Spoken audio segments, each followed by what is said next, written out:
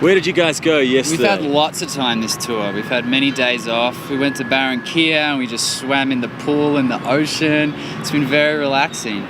And yesterday we went to Villa del Leyva. Is that correct?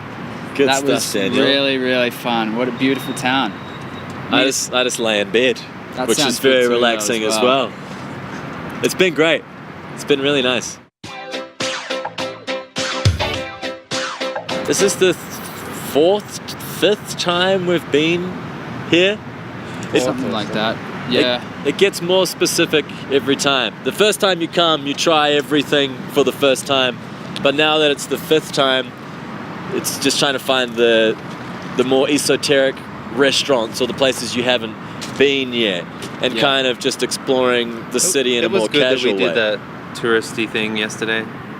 I think we don't normally get much time to do that. We've definitely had time in Bogota more than the other cities too. It's been good.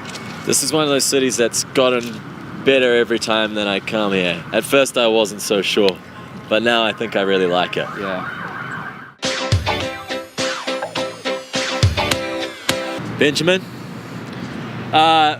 We spent about a year working on them, like all the time, constantly, and just shaping them and carving away and removing and adding until we had the perfect... It was kind of like a concept record in a way. We didn't want to do a full album of it, but thought with all these new influences that we found that were kind of in that percussive vein and Talking Heads vein. Orange Juice, 80s Australia, like Midnight Oil, all those kind of quirky, I think they call it freak beat and sort of funk punk. That's the style from the 80s. And writing songs about existence and what it is to be alive at the particular moment in time that you're alive. And I think that's what David Byrne would do with Brian Eno in the 80s, and we sort of wanted to embrace that idea of observing the culture that's around you now that it's 2017 and write songs about how we feel and the madness that is around today. We're influenced by so many things collectively. And every album it's like 10 new artists, you know. But yeah, the thing is it's the influences you don't use that define you, probably, you know. So we've had to sort of pick the ones that we all agree on at a particular moment in time and use them as the thing that shapes whatever release we're doing. You know, Daft Punk was a big influence early on for Ben, I know, and probably for all of us. And when you've been into something so much at a young age, it never goes away. I love Prince for such a long period of time, and Michael Jackson. Even when you change influences and bands that you like, it's kind of those first few will never leave you. You know, the ones that when you were 15 to 20, they'll always still have a very big impact on the way you think about music or the structuring and things like that. It's because you're developing your songwriting as well, and that's like the music you're studying at that age as well. So it's always going to shape the way you write too, in some ways. No matter how many other new influences you have. I want to go the other way. I don't like what's happening personally, no. Yeah, trap especially is very of the moment, you know. It's aggressive in nature, kind of. So just in terms of the production.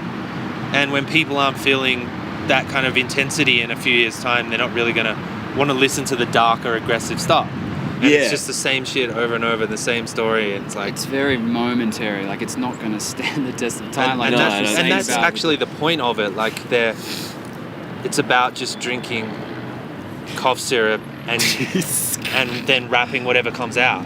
So that in itself isn't a concept. You know, you can't fault it for being different to previous, but it's not going too far now. It's just actually, you know, we've heard enough auto-tune. It's been about 10 years and it's getting worse and worse. Like, I love Michael Jackson, Heal the World and Earth Song, and like songs that can be about beautiful, bigger concepts. And not to say that esoteric, smaller concepts can't be great as well, but I find a lot of it just garbage. But then that's all art, and a lot of food is garbage, and there's always been garbage. Well, Dan and I love a band called Timber Timbre. It's great. And that's our favourite thing. Ben, what's your current favourite band? Do you like Kaytranada? Yeah, for a while, for about 2 months. No, I actually really, I like I quickly listened to the new Washed Out record. Just came out like, I don't know, a week ago or less. And that's pretty cool. He's doing kind of a lo-fi, dreamy house thing. But it's about our current culture and anxiety and stresses and people needing a break and then other people avoiding those stresses. And the album's called Mr. Mallow, and it's kind of like, you get this sense that, I mean, I really only listened to it once, but you get this sense that some people hide from it, some people embrace it and can't understand why they're stressed all the time, you know? Yeah. Like me. And that's a wrap. Thank you guys so much. That's it. Our pleasure. Thank you.